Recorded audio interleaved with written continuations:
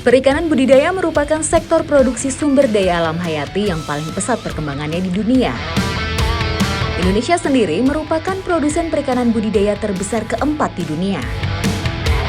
Beberapa jenis ikan konsumsi yang paling banyak dibudidaya adalah ikan bandeng dan patin. Tak hanya ikan konsumsi saja, budidaya ikan hias pun tak kalah bersaing. Salah satunya ikan koi.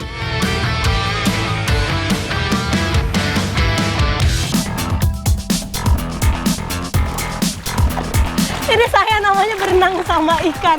Ini hasilnya sudah semakin kecil, banyak banget ikannya udah kelihatan tuh di depan.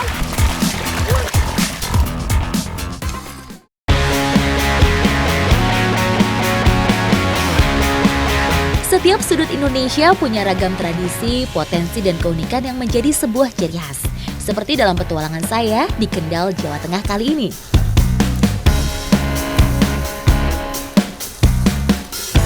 Hari ini saya mau panen, tapi berbeda dengan petualangan saya sebelumnya. Saya mau panen bandeng. Nah, ini lagi nyiapin dulu untuk alatnya. Kita menggunakan jaring yang panjangnya sekitar 25 meter dan lebarnya 4 meter. Mau tahu seperti apa? Tetap ikuti jejak saya, jejak petualangan. Kabupaten Kendal menjadi penghasil bandeng terbesar di daerah pesisir Jawa Tengah. Komoditi bandeng dari wilayah ini tergolong unggulan.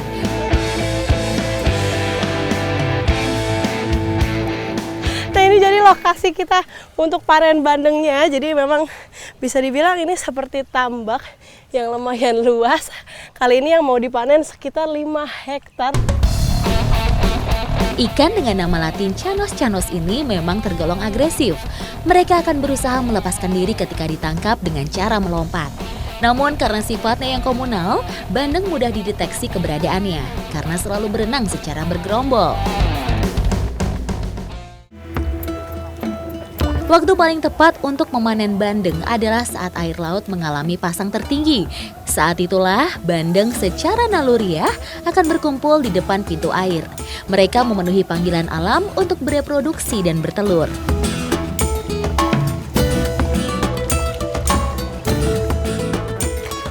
Ini jaringnya semakin menyempit, jadi nanti ruang gerak ikannya pun semakin sedikit. Makanya dia langsung loncat-loncat nih. Ini belum semakin terlalu kecil aja dia udah mulai loncat tuh di sana tuh. Udah banyak banget. Nggak kebayang ini berapa banyak ikan yang kita dapat.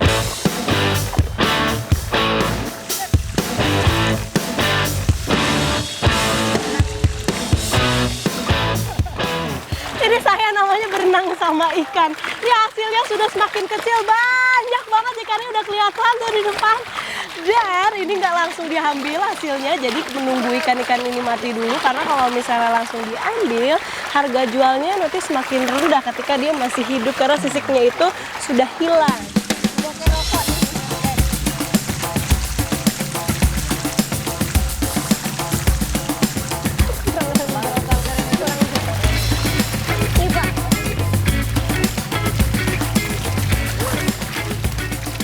Tidak menunggu sampai 30 menit ikan-ikannya sudah pada lemas bandeng-bandengnya. Nah, biasanya ini langsung dijaring lagi. Kalau di sini namanya alatnya seser. Nah, itu dia tuh. Langsung diangkat dan di sini juga sudah ada pembelinya. Jadi langsung dibawa. Selanjutnya ikan diangkat dari tambak dan siap dijual di berbagai kota di Jawa dan sekitarnya.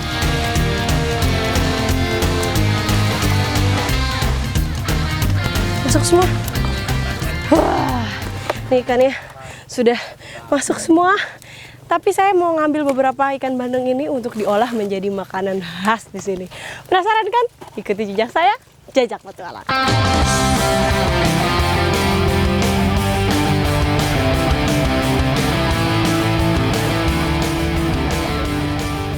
Nah, di sini sudah ada ikan bandeng. Nah, hari ini kita mau buat olahan pindang serani. Yang kita tahu, bandeng ini kan banyak sekali durinya. Kalau di sini punya teknik khusus untuk memisahkan duri dengan dagingnya. Setelah ikan bandeng bersih dari sisik, selanjutnya bagian punggung ikan disayat dan dibersihkan durinya. Untuk membuat pindang serani, bahan yang dibutuhkan adalah bawang merah, bawang putih, kunyit yang selanjutnya dihaluskan. Bumbu halus ini kemudian dimasak dalam air bersama bumbu lainnya. Aroma khas dari bumbu pindang serami langsung membuat saya lapar. Ikan bandeng kaya akan protein dan kandungan omega 3 sehingga tak kalah bersaing dengan ikan salmon.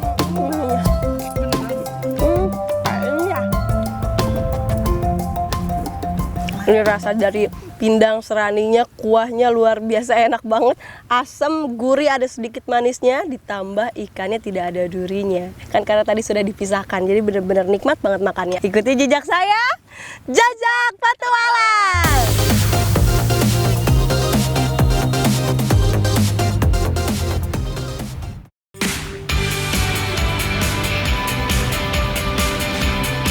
Kampar, salah satu kabupaten di Riau yang memiliki potensi perikanan air tawar cukup tinggi. Hampir setiap daerah di sini memiliki hamparan kolam-kolam ikan untuk memenuhi kebutuhan daging ikan. Dalam sehari, Kabupaten Kampar mampu menghasilkan ikan patin segar seberat 20 ton.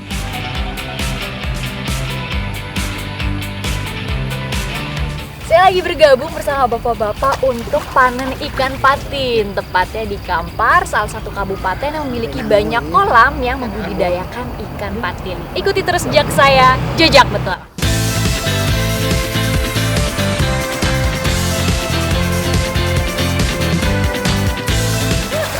Langsung kecepatan air, banyak banget ini ikan patinnya. Kolam patin yang kami panen ini berisi ikan-ikan berumur 3 bulan. Secara ukuran memang tidak terlalu besar, karena memang disesuaikan dengan kebutuhan dan peruntukannya.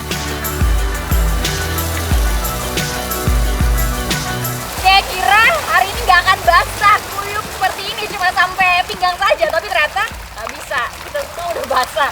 Bapak, saya mau pegang salah satu ikannya, boleh ya? Ikan patin menjadi salah satu yang paling banyak dibudidayakan di sini karena memiliki nilai ekonomi cukup tinggi dibanding jenis ikan air tawar lainnya.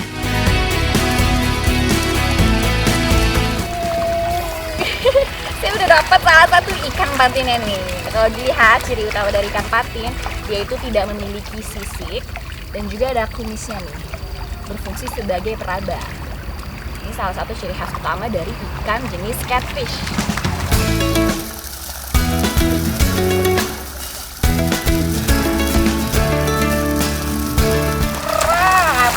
Saking banyaknya ikannya.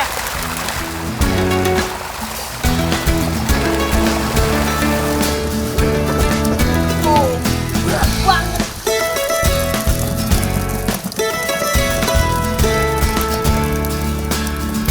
Berapa Pak? Berarti 50 kotor 50 kilo. 50 kilo. Ini baru satu ember aja, belum lagi ember kedua, ember ketiga, masih banyak lagi loh.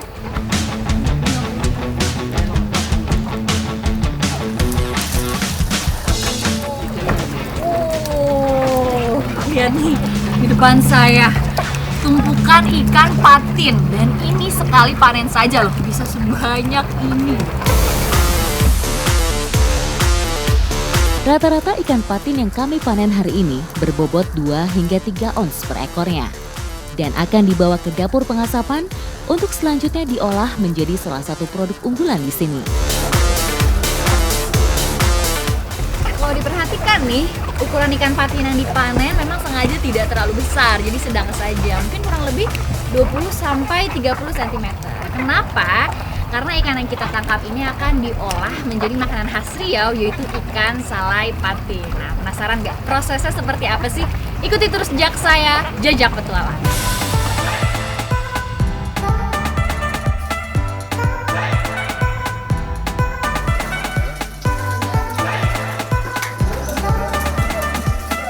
Sekarang saya sudah masuk ke tahap selanjutnya nih, yaitu tahap pembersihan ikan. Jadi kita bersihkan semua kotoran dan juga organ-organ tubuhnya. Jika semua organ dalam dan kotoran sudah dibersihkan, daging ikan harus dicuci hingga benar-benar bersih. Proses penyiangan sendiri menjadi salah satu kunci supaya daging ikan tidak cepat busuk nantinya.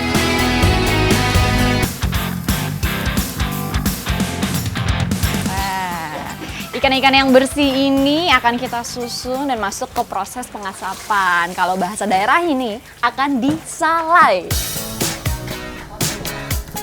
Inilah babak akhir dari pembuatan ikan salai atau ikan asap. Penataan ikan secara sejajar di atas para-para akan membuat ikan kering secara merata. Biasanya kalau udah masuk proses pengasapan itu makan waktu berapa lama, Bang? 8 jam. Oh, cukup lama. Tapi justru disitulah proses pengawetan secara tradisional untuk ikan patinnya. Karena nih ikan patin daya awetnya kalau misalnya sudah matang itu bisa sampai 1 bulan. Iya. Itu cukup lama. Api untuk pengasapan harus terus dijaga selama 8 jam prosesnya. Tidak boleh terlalu besar karena akan membuat ikan gosong atau terbakar. Yang paling utama, asap tetap terjaga untuk mengeringkan seluruh bagian daging ikan.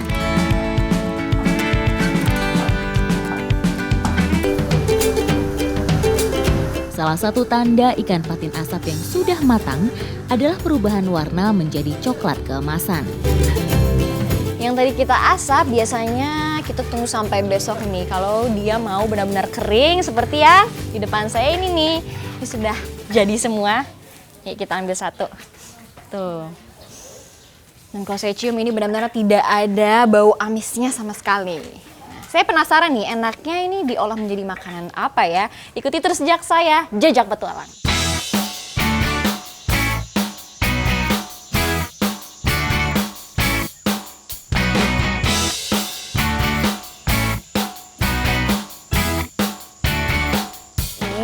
Enaknya kalau hutan adat masih terjaga seperti di Kanagarian Rumbio. Di sini kita mau masak dimanapun tempatnya juga teduh. Dan kali ini saya bersama ibu-ibu akan membuat goreng ikan salai balado. Bumbu-bumbu yang kami gunakan memang sederhana, tapi yang pasti ada bawang merah dan cabai merah. Sembari kita membuat bumbunya, kita akan menggoreng ikan salainya nih. Tujuan digoreng ini supaya dia semakin garing. Ikan goreng balado sendiri merupakan kombinasi dari olahan alam Melayu dan Minang. Wajar saja, mayoritas masyarakat Kampar memang masih memiliki hubungan kekerabatan dengan tanah Minangkabau.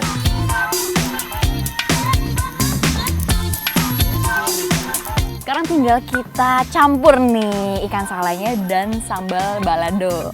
Ini buat yang ikan dibakar, dicampur Sama ini. sama ini. Nih, saya pindahin ya, Bu. Iya.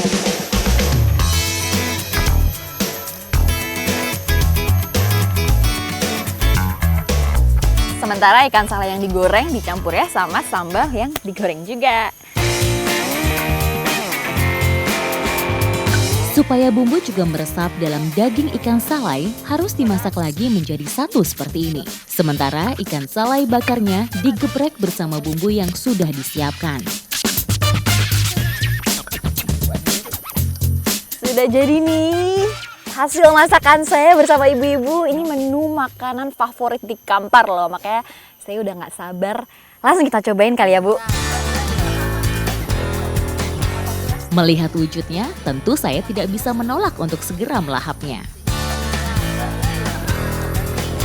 Saya mau langsung cobain dari ikan yang digoreng dulu. Krenyes-krenyes. Dipatahin aja. Enak. Rasa asinnya tuh Hilang.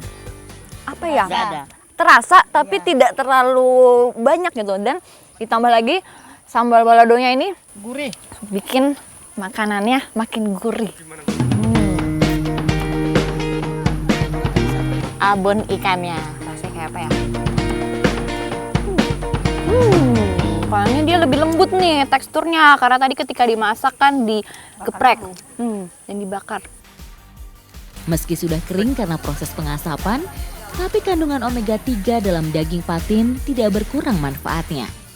Omega 3 dalam daging ikan menjadi bagian terpenting untuk dikonsumsi karena mampu memperbaiki jaringan otak, memperbaiki sistem metabolisme tubuh, serta mampu menjadi antioksidan untuk daya tahan tubuh. Tuh, kriuknya kedengeran kan? Itu yang jadi ciri khas dari ikan salai, apalagi kalau digoreng. Pokoknya nih kalau ke Kampar itu harus cobain namanya ikan salai patin dan cariin ibu-ibu di sini yang jago masak dan mengolahnya, pokoknya enak banget. Ikuti terus jejak saya, Jajak Petualang.